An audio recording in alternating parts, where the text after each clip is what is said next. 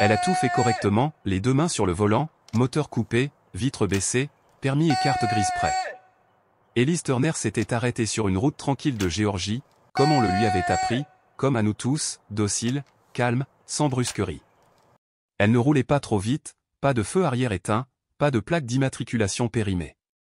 Mais ce contrôle routier, soi-disant de routine, n'en était pas un.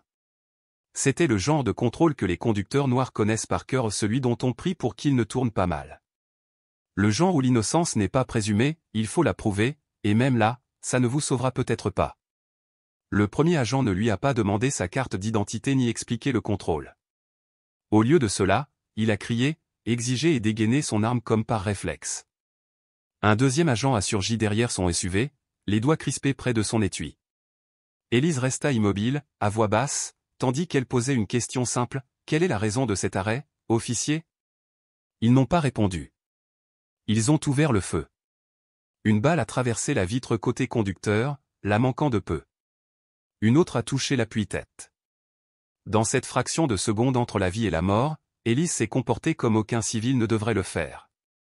Non par chance ou par colère, mais parce qu'elle avait entraîné des soldats à survivre aux embuscades, parce qu'elle avait vu la guerre et reconnu son impact. Ce que les policiers ignoraient, c'est qu'Elise Turner n'était pas une simple femme noire au bord de la route. C'était une ancienne combattante décorée, instructrice de techniques de survie et propriétaire d'armes à feu. Si elle respirait encore, c'était parce qu'elle avait appris depuis longtemps que le silence ne la sauverait pas, que l'obéissance n'était pas une armure et que parfois, la légitime défense était la seule défense possible. En quelques secondes, tout changea. Les mêmes hommes qui l'avaient abordé avec une autorité incontrôlée gisaient maintenant, hébétés, sur le trottoir, l'un se tenant la jambe, l'autre figé à mi-hauteur. Ils appelaient cela un arrêt. Elle appelait cela un recours à la force injustifiée. Ils s'attendaient à une reddition. Elle leur offrait tout autre chose, une résistance enveloppée de retenue. Ces tirs n'ont pas tué, ils ont neutralisé. Elle n'a pas intensifié les hostilités, elle a riposté. Les images de la caméra piéton, dont le peu n'était pas mystérieusement corrompu, ont montré plus tard une femme essayant de désamorcer la situation tout en étant traitée comme une menace. Il ne s'agissait pas seulement d'un contrôle routier qui avait mal tourné. C'était le symptôme d'un phénomène plus profond, trop longtemps ignoré, le profilage racial, les abus policiers et l'idée reçue que certaines vies sont plus faciles à violer que d'autres. Mais pas cette fois. Cette fois, l'histoire ne s'est pas terminée par des excuses sur une tribune ou un autre nom sur une pancarte. Elle s'est terminée par une enquête fédérale, 2 policiers suspendus et une femme qui a refusé de devenir une statistique. Parce que parfois, la seule façon de survivre est d'être la tempête qu'ils n'ont jamais vue venir. Elise Turner n'était pas du genre à attirer l'attention dans la foule. Elle gardait les cheveux naturels, le teint uniforme et le pas mesuré. À 36 ans, elle vivait seule dans une modeste maison en briques près de Savannah, en Géorgie, avec un chien nommé Bravo et un jardin de tomates qu'elle n'avait jamais le temps de récolter. Le jour, elle enseignait la préparation aux situations d'urgence et la défense personnelle dans un collège communautaire local. Ses étudiants la connaissaient comme une formatrice patiente et méthodique, capable d'analyser les lois de la conscience situationnelle avec la même clarté qu'elle apportait aux lois sur la sécurité des armes à feu et aux libertés civiles. Elle n'était ni tape à accent graveleux ni tapageuse, elle était compétente, perspicace, discrètement puissante. Et si vous aviez déjà été assis dans sa classe, vous sauriez qu'Elise ne croyait pas à la peur, elle croyait à la préparation. Son passé n'était pas un secret, mais peu de gens l'interrogeaient à ce sujet. La plupart savaient seulement qu'elle avait servi dans l'armée. Moins nombreux étaient ceux qui savaient à quel point. Avant de rentrer chez elle, Elise avait effectué 3 missions de combat dans l'armée, en Afghanistan et en Irak. Elle a entraîné des unités de la force opérationnelle interarmée au combat au corps à corps, à la riposte aux embuscades de véhicules et aux situations de prise d'otages à balles réelles. Ce n'était pas une soldate qui obéissait aux ordres, elle avait rédigé les manuels que les autres étaient formés à suivre. À sa fin de service, elle avait le grade de capitaine, était décorée de multiples citations et portait des cicatrices qui ne se voyaient pas toujours. Mais lorsqu'Elise est revenue à la vie civile, elle ne recherchait pas le statut social. Elle recherchait la paix et l'intimité. Elle avait vu le chaos de la guerre et ne voulait pas le ramener chez elle. Elle a donc utilisé son GI Bill pour obtenir un master en psychologie comportementale et s'est discrètement lancée dans l'enseignement. Ce qu'elle a conservé, c'est son engagement en faveur de la préparation et sa conviction que les droits ne servent à rien si l'on ne sait pas les protéger. Chaque semestre, elle ouvrait son cours avec les mêmes mots. Ce cours ne vous apprendra pas à vous battre. Il vous apprendra quand ne pas le faire et quoi faire lorsque le combat vous rattrape. Elle a enseigné à des étudiants de tous horizons, mais a toujours accordé une attention particulière aux femmes noires. On ne nous apprend pas à survivre, a-t-elle dit un jour à un collègue. On nous apprend à obéir, puis on nous blâme quand ça ne suffit pas. Élise ne l'a pas dit avec amertume, mais avec conviction. Pendant des années, elle a discrètement encadré de jeunes femmes par le biais d'une association à but non lucratif axée sur la sensibilisation aux droits civiques et l'autodéfense. Elle conservait des copies du 4e amendement dans sa boîte à gants et aidait un ami à se frayer un chemin lors d'une audience au tribunal de la circulation après un contrôle routier injustifié. Elle connaissait la loi, ses failles et le fossé mortel qui les séparait. Mais récemment, quelque chose avait changé. Au cours des 6 derniers mois, Élise avait observé des schémas récurrents, des voitures de patrouille immobilisées trop longtemps devant sa rue, une augmentation marquée des contrôles de conducteurs qui lui ressemblaient, des reportages locaux brouillant des détails cruciaux dans les affaires de recours à la force. Lors d'un incident, un adolescent a été électrocuté lors d'un contrôle de routine et le service a déclaré les images de la caméra corporelle indisponibles en raison d'une défaillance technique. La ville a tenu une réunion. Aucune réforme n'a été mise en place, ni aucune conséquence. Élise a vu ses élèves s'intéresser de moins en moins aux cours et devenir de plus en plus effrayés par le monde extérieur à la salle de classe. Une étudiante a pleuré dans son bureau après avoir été interpellée pour avoir correspondu à une description alors qu'elle rentrait du travail à pied. Une autre, une mère latino-américaine de 2 enfants, a demandé à Élise si elle devait arrêter de conduire la nuit, même si elle travaillait tard dans un hôpital.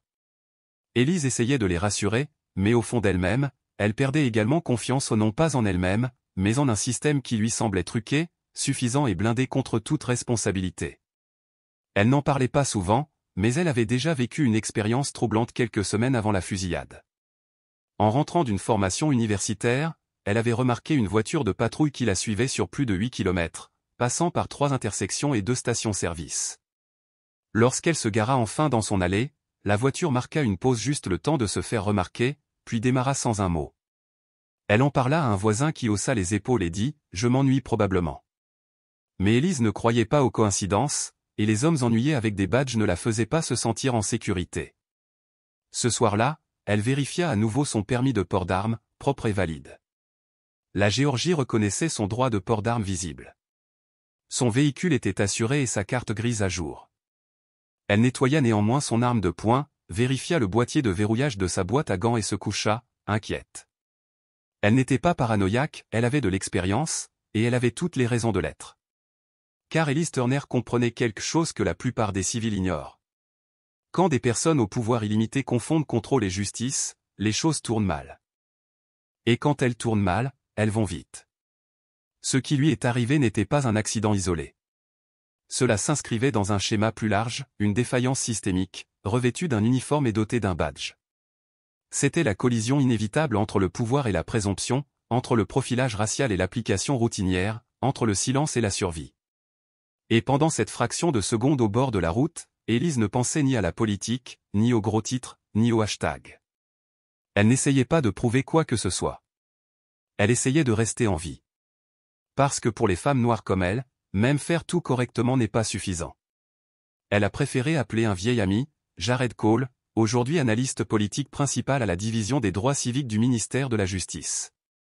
Ils avaient servi ensemble à Kandahar. Il était l'une des rares personnes à vraiment comprendre la force tranquille qu'Élise portait en elle. Lorsqu'elle lui parla de la lettre, des patrouilles renforcées, des ateliers annulés et des briefings signalés, il l'écouta sans l'interrompre. Puis il dit quelque chose qui la glaça plus que la menace elle-même. « Il ne te surveille pas parce que tu es dangereuse, Élise. Il te surveille parce que tu es efficace. » Jared l'a exhorté à faire profil bas, à interrompre son enseignement, voire à envisager de déménager. Mais Élise a refusé, non par obstination, mais parce qu'elle comprenait les enjeux. En reculant maintenant, elle confirmerait exactement ce qu'il voulait lui faire croire. Qu'elle pouvait être intimidée. Que ses connaissances pouvaient être réduites au silence. Que la frontière entre autorité légitime et abus de pouvoir pouvait être floue tant que personne crédible n'osait la dénoncer. Et Élise Turner était crédible. Elle ne publiait pas sur les réseaux sociaux. Elle ne filmait pas les policiers pour des likes. Elle ne faisait pas de la pub. Ce qui la rendait dangereuse pour le système, ce n'était pas le volume, mais la clarté. Elle a éduqué. Elle a préparé. Elle a responsabilisé. Et surtout, elle a su survivre non seulement à l'interpellation, mais aussi au tribunal, aux démarches administratives, aux appels. Elle avait déjà témoigné comme experte. Son nom avait du poids. C'est pourquoi ils ne l'ont pas affrontée directement. C'est pourquoi ils ont tenté de la discréditer en la qualifiant de problématique. Mais la pression montait. Quelques jours avant l'incident, Élise avait été témoin d'un contrôle routier devant le parking du campus. 2 policiers avaient encerclé la voiture d'un jeune étudiant noir. L'un se tenait près du coffre, la main sur sa ceinture. L'autre était penché par la fenêtre côté conducteur, la voix basse mais ferme. Élise n'entendait pas les mots, mais elle pouvait lire la posture, l'intimidation. Elle s'avança vers eux, téléphone à la main sans enregistrer, juste visible. Dès qu'ils la virent, ils mirent fin à l'interpellation. Pas de contravention, pas d'avertissement, juste une courte retraite. L'étudiant, visiblement secoué, démarra. Plus tard dans la journée, Élise a trouvé un post-it sur son pare-brise, « Restez dans votre voie ». Elle ne savait pas qui l'avait laissé, mais elle savait ce que cela signifiait. Et pourtant, le plus douloureux n'était pas les menaces. C'était le silence. Les gens qui détournaient le regard. Les professeurs qui la remerciaient en privé mais ne disaient rien en public. Les fonctionnaires municipaux qui souriaient pendant les demandes de subventions mais disparaissaient lorsqu'elle abordait la question de la responsabilité de la police. Il y avait une forte pression pour avoir raison dans un monde qui voulait désespérément faire comme si de rien n'était. Élise avait l'impression de porter un poids invisible, un poids qui devenait plus lourd à chaque fois qu'un autre visage innocent apparaissait aux informations, suivi d'une autre déclaration, « C'est en cours d'enquête ». Elle a recommencé à tenir un journal, ce qu'elle n'avait pas fait depuis son déploiement. Elle y a inscrit les noms, non pas de ses ennemis, mais de ceux de personnes abandonnées par le système. Elle a enregistré ce qu'ils faisaient avant que cela n'arrive, où ils allaient, ce qu'ils portaient, quelles excuses ils avaient données. Puis elle écrivit à l'encre noire en gras, « Elterner, pas aujourd'hui, mais les signes étaient déjà là ». Ce mardi soir-là, jour de l'arrêt, Élise remarqua une voiture de patrouille noircie au ralenti près de la station-service près de son campus. Elle l'avait déjà vue. Même plaque banalisée, même moteur silencieux. Elle avait déjà posé des questions au service de répartition sur des véhicules comme celui-là. J'ai reçu une réponse vague sur la coopération interagences et les groupes de travail. Elle n'y a pas cru. Ce n'était pas de la surveillance, c'était un message. Nous te voyons. Et la question qui persistait n'était pas de savoir si quelque chose allait se produire, mais quand. Car malgré tout son entraînement, toute sa préparation, toute sa patience et sa retenue, Élise savait quelque chose que l'Amérique continue d'enseigner encore et encore. Il ne suffit pas de survivre selon les règles lorsque ceux qui les appliquent en établissent elles-mêmes. À 18h47 exactement, Élise Turner rentrait chez elle depuis le campus. Elle avait terminé son dernier cours plus tôt que prévu et avait décidé d'éviter l'autoroute. Elle a emprunté les routes secondaires les plus calmes, des routes bordées de pins, de boîtes aux lettres éparpillées et de longues ombres projetées par le soleil couchant de Géorgie. Elle n'a pas roulé trop vite. Elle n'a pas dérapé. Sa ceinture de sécurité était attachée et son téléphone intact. Et pourtant, alors qu'elle ralentissait jusqu'à s'arrêter à une intersection rurale, elle aperçut l'éclat caractéristique des phares qui s'approchaient d'elle trop serrés, trop près. Elle jeta un coup d'œil dans le rétroviseur. Un véhicule de patrouille au pas de lumière, pas de sirène, juste une présence. Elle expira, calme et sereine. Puis le stroboscope rouge et bleu a éclaté à travers sa lunette arrière. Elle s'est arrêtée sur le côté droit, clignotant à fond, moteur éteint, la caméra de bord clignotant en rouge. Elle a baissé sa vitre à moitié, les mains visibles, tout était dans les règles. Elle a attendu. L'officier ne s'est pas approché immédiatement. Au lieu de cela, il est resté dans sa voiture pendant 28 secondes, le temps de taper quelque chose sur son terminal embarqué. Lorsqu'il sortit enfin, Élise remarqua l'absence de presse-papier, de bloc-notes, juste une main ferme posée trop confortablement sur son arme de poing dans son étui. Il ne l'a pas salué. Il ne lui a pas demandé son permis. Sortez du véhicule. Sa voix était basse. Officier, puis-je vous demander la raison de l'arrêt? Tu corresponds à la description. Sors. Cette phrase vous correspondait à une description a toujours eu du poids. Lourd, vague, militarisé. Élise n'a pas discuté. Elle répéta calmement, « J'aimerais obéir. J'ai juste besoin de comprendre si je suis retenu », mais il ne répondit pas. Il éleva la voix, la main maintenant agrippée à l'arme. « J'ai dit, sortez maintenant. » Puis un deuxième croiseur est arrivé. Pas de sirène, juste du bruit. La poussière s'élevait. Deux autres agents sont apparus, l'un tournant vers la gauche, l'autre se déplaçant derrière son passager. Élise pouvait maintenant voir les trois, leur formation, leur posture. Ce n'était plus un arrêt, mais un confinement. Élise déboucla lentement sa ceinture de sécurité. « Je sors sans arme à la main, dit-elle à voix haute, pour la caméra de bord, et peut-être, pensa-t-elle, pour l'histoire. » Alors qu'elle posait un pied à l'extérieur du véhicule, un coup de feu retentit. Pas un avertissement. Pas un tasé. Une balle. Il a heurté le rétroviseur du conducteur, projetant du verre dans sa joue. Réflexe a pris le relais. Elle se laissa tomber, pivota entre la porte ouverte et son siège, le cœur battant dans sa poitrine. Un autre coup. Celui-ci a frappé l'appui-tête là où se trouvait son crâne quelques secondes auparavant. Ils n'essayaient pas de la retenir. Ils essayaient de l'effacer. Elle se déplaçait avec la clarté que seules des années de guerre peuvent enseigner. Élise a tendu la main vers la console centrale où se trouvait sa mallette de transport verrouillée et certifiée par l'État. Empreinte digitale ouverte. SIG Sauer P365 chargée. Légalement à elle. Mais elle n'a pas tiré à l'aveuglette. Elle ne cherchait pas à tuer. Elle se souvenait de la trajectoire, des sons, des cris, des angles. À travers l'espace ouvert de la fenêtre brisée, elle visait non pas les têtes, ni les cœurs, mais des cibles invalidantes. Le premier coup a touché le pneu avant du croiseur de tête. Pop. Cri. Le véhicule s'est affaissé. Une deuxième balle a touché la cuisse de l'officier à sa gauche au non mortel, mais elle l'a abattu instantanément. Il a crié et a laissé tomber son arme. Les deux autres se sont dispersés et se sont mis à couvert derrière leur véhicule. En moins de 4 secondes, Élise avait neutralisé 2 menaces et déstabilisé leur position. Elle sortit, les mains levées, le pistolet pendant à son index, le canon pointé vers la terre.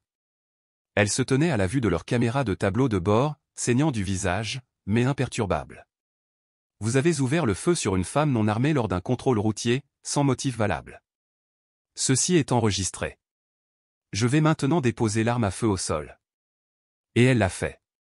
Puis elle s'est agenouillée, non pas par capitulation, non pas par honte, mais par contrôle, pour préserver les preuves, pour rester en vie. Les deux officiers restants lui ont aboyé de rester en bas. Elle n'a pas parlé. Elle n'a pas bougé. Les sirènes hurlaient au loin. Des renforts arrivaient. Élise respirait régulièrement, le pouls serré derrière ses côtes car elle savait que le pire n'était pas terminé. Ce n'était que le début. 3 autres unités sont arrivées. Au total, 8 officiers l'entouraient désormais, armes au poing, caméra corporelle clignotante. 2 d'entre eux ont précipité l'officier blessé dans une voiture de patrouille. Un autre a ordonné à tout le monde de reculer. Un superviseur était arrivé, plus âgé, plus sévère. Il regarda Élise, non pas avec confusion, ni même avec mépris, mais avec reconnaissance. Il murmura quelque chose à un officier à proximité, trop bas pour être entendu. Mais Élise vit le visage de l'homme changer. J'ai vu la couleur disparaître. Elle connaissait ce visage, le visage d'un homme qui venait de réaliser qu'il avait touché le mauvais fil. Le superviseur s'est approché lentement. Il regarda ses mains, puis l'arme à feu qui gisait inoffensivement dans la terre. Il lui a demandé son nom. Il est, se figea-t-elle. Vous êtes le capitaine Turner? Je l'étais, dit-elle catégoriquement.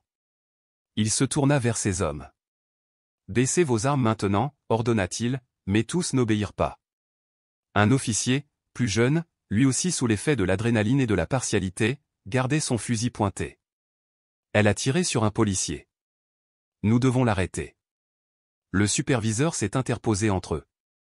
Cette femme est une instructrice agréée par le gouvernement fédéral, une ancienne militaire, qui porte légalement des armes. Elle vous a neutralisé après que vous ayez ouvert le feu en premier. Elle a des droits. De plus, elle sait comment les défendre devant les tribunaux. Le silence qui suivit fut étouffant. Et les images de la caméra corporelle, elle tournait, enregistrant tout, le verre brisé, les questions sans réponse, la première balle tirée. La femme non armée agenouillée avec son arme à feu posée sur le sol. L'officier saigne d'une blessure à la jambe, ce qui n'est pas mortel. La précision tactique de quelqu'un formé pour préserver la vie, même en cas d'attaque. Ce n'était pas un suspect. C'était un survivant. Et la vérité était désormais enregistrée, non filtrée, indéniable, ineffaçable. La vidéo est devenue virale avant l'aube, et non pas parce qu'Élise l'a partagée. Elle ne l'a pas fait. Elle l'a remis discrètement, légalement. Sa carte de caméra de tableau de bord, sa carte de sac à main, ses dossiers d'entraînement, tout est organisé, horodaté, non modifié. C'est son voisin, un avocat commis d'office à la retraite, qui en a divulgué une partie à un ami journaliste de l'Atlanta Ledger. 24 secondes de vérité brute et sans ambiguïté. Aucun commentaire. Aucune coupure. Seulement 3 agents ont procédé à un contrôle sans raison apparente, ont intensifié leurs actions sans avertissement et ont ouvert le feu sur une femme dont la seule menace était de ne pas avoir peur d'eux. Au lever du soleil sur le sol géorgien, un nouveau nom était devenu tendance sur Internet, Élise Turner, la femme qui s'était agenouillée après avoir tiré la première. Tout le monde ne connaissait pas encore son histoire, mais il n'en avait pas besoin. Les faits étaient suffisamment éloquents. Elle avait obéi. Elle n'avait pas résisté. Et elle avait réagi avec une maîtrise si précise qu'elle avait embarrassé tous les hommes en uniforme ce jour-là. Un titre national titrait « Elle n'a pas tiré la première, mais elle a fait en sorte de tirer la dernière ». La réponse des autorités locales était prévisible, lente, vague, procédurière. En attente d'un examen interne, congé administratif, un malheureux malentendu. Mais la vidéo a démenti toutes les excuses qu'ils ont tenté de présenter au public. Pire encore, les images de la caméra corporelle défectueuse du deuxième agent, mystérieusement restaurée grâce à une expertise médico-légale, ont révélé quelque chose d'encore plus accablant. Un agent a murmuré « Elle a du caractère ». Un autre a dit « Vérifions ses antécédents ». Ni mandat, ni infraction, juste comportement. Ce n'était pas un contrôle. C'était un ciblage. C'est alors qu'Élise a agi. Non pas par des manifestations, ni par des conférences de presse, mais par des écrits. Elle a intenté une action en justice pour violation des droits civiques devant un tribunal fédéral, invoquant un usage abusif de la force meurtrière, une détention illégale et un profilage racial. Elle a désigné non seulement les agents impliqués, mais aussi le département, le bureau du shérif et le superviseur de formation responsable de l'absence de sanctions pour des comportements agressifs déjà documentés en interne. Son avocat, Jared Cole, venu de Washington, a déposé une plainte parallèle auprès de la division des droits civiques du ministère de la Justice, en vertu du titre 6, exigeant une enquête fédérale immédiate sur les violations systémiques des pratiques de contrôle et de fouille du ministère. Mais Élise n'en avait pas fini. Elle a déposé une requête pour que l'incident soit officiellement requalifié d'agression contre un agent en légitime défense en réponse à un usage excessif de la force. Une analyse juridique détaillée était jointe, expliquant que chaque coup tiré était conforme aux lois géorgiennes sur la légitime défense et reflétait les directives de formation du ministère de la Justice en matière d'évaluation des menaces. Chaque tir visait à arrêter, et non à tuer. Chaque geste était calculé pour préserver la vie, y compris celle des hommes qui tentaient de l'anéantir. Le geste comportait une chronologie, chaque horodatage, chaque ordre, chaque silence. Il dressait le portrait non seulement d'un moment de folie, mais d'une culture où le silence des policiers l'emportait sur la vérité, où les fautes professionnelles étaient traitées avec protection, et où la défense d'une femme noire était perçue comme une agression plutôt que comme une question de survie. Puis le coup de théâtre est arrivé non pas dans une salle d'audience, mais dans une salle de réunion. Le shérif, sous la pression du comité de surveillance du comté, a démissionné. Pas publiquement, mais discrètement. Pourtant, avant son départ, un lanceur d'alerte anonyme a divulgué ses courriels internes. Des courriels montrant qu'Élise avait été signalée sur une liste de surveillance officieuse ont circulé parmi les adjoints, ainsi que parmi d'autres citoyens considérés comme des agitateurs potentiels. Pas de mandat, pas d'inculpation, juste des noms et des descriptions. Risque élevé lors d'une interaction routière, pouvait-on lire sur une ligne. Cette liste violait plusieurs lois fédérales, et le nom d'Élise figurait en tête. En moins de 48 heures, le FBI a ouvert une enquête officielle. Élise fut appelée non pas comme suspecte, mais comme consultante.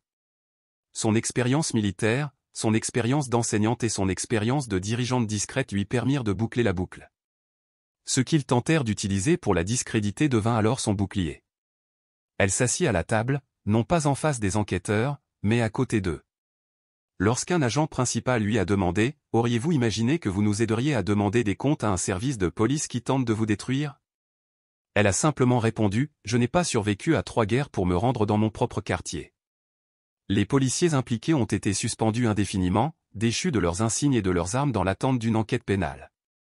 L'un d'eux, l'agent Leher, a démissionné, mais les images de sa caméra corporelle ont révélé des violations flagrantes du protocole d'engagement.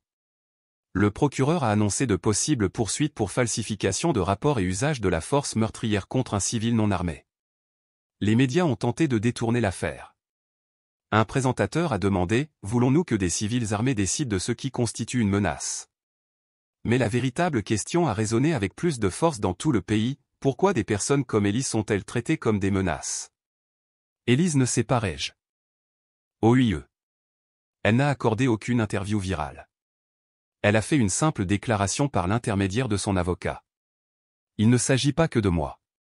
Il s'agit de tous ceux qui sont restés assis tranquillement pendant un contrôle routier, se demandant s'ils survivraient. Je ne voulais pas faire l'objet de l'histoire, mais je ne m'excuserai pas d'y avoir survécu. Puis elle est retournée à l'enseignement.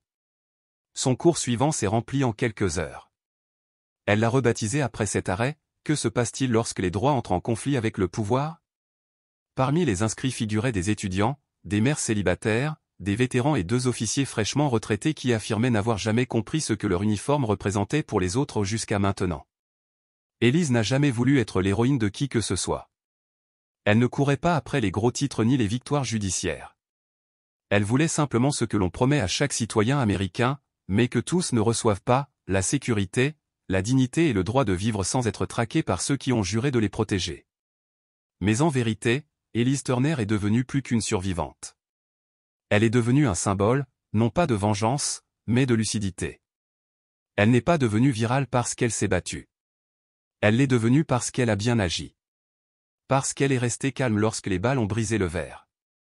Parce qu'elle s'est souvenue de la loi quand elle l'a oubliée. Parce qu'elle connaissait ses droits et n'a jamais laissé la colère prendre le dessus sur son jugement. Ce genre de force, la force discrète, ne vient pas des hashtags. Elle vient d'années de discipline, de cicatrices enfouies, d'avoir vu le monde décevoir des gens qui vous ressemblent et d'avoir choisi de croire encore en quelque chose de meilleur. Dans les mois qui ont suivi, son affaire a suscité bien plus que des retombées judiciaires. Elle a inspiré un projet de loi à l'Assemblée législative de Géorgie exigeant une surveillance civile obligatoire pour tout incident de recours à la force impliquant des conducteurs non armés. La loi proposée, officieusement surnommée la clause d'Élise, comprenait des réglementations plus strictes sur la conservation des images des caméras corporelles, des pistes d'audit GPS en temps réel lors des contrôles et des sanctions pénales pour les agents qui désactivent les caméras sans motif. Mais Elise ne s'est pas présentée à la signature du projet de loi.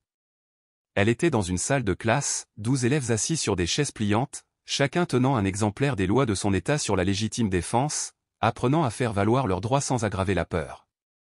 Dans cette pièce, Elise n'était pas un titre. Elle était un guide, un rappel que la résilience ne se fait pas toujours entendre. Que survivre à l'injustice ne signifie pas devenir amer. Cela signifie refuser de disparaître. Un étudiant, un adolescent noir, s'est récemment arrêté en rentrant chez lui après un entraînement de basket-ball, a levé la main et a demandé « Que dois-je faire si j'ai peur qu'il me tire dessus même si je ne bouge pas ?» Elise marqua une longue pause avant de répondre « La peur est réelle, mais votre valeur l'est tout autant. La loi est de votre côté, même si le badge l'oublie. Alors restez calme, soyez clair et rappelez-vous, votre vie compte plus que leurs suppositions. » Elise ne se dit pas courageuse. Elle ne publie pas de discours de victoire et ne porte pas son passé comme une armure. Mais demandez à tous ceux qui ont vu ces images, et ils vous diront qu'elle a réécrit l'histoire. Dans un monde où trop de noms ne sont retenus qu'après une tragédie, Elise Turner est reconnue pour autre chose, son refus de mourir en silence. Et c'est peut-être là la leçon. Le courage ne consiste peut-être pas toujours à dégainer une arme. Il s'agit peut-être de savoir quand ne pas le faire.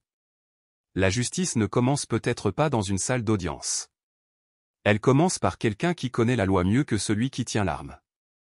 Et peut-être que l'acte le plus puissant qu'une femme noire puisse faire en Amérique est de survivre sans s'excuser. Car ce qu'Elise a fait n'était pas une vengeance. Il s'agissait de reconquérir le droit de vivre, et elle l'a fait à sa façon, toujours debout, toujours enseignante.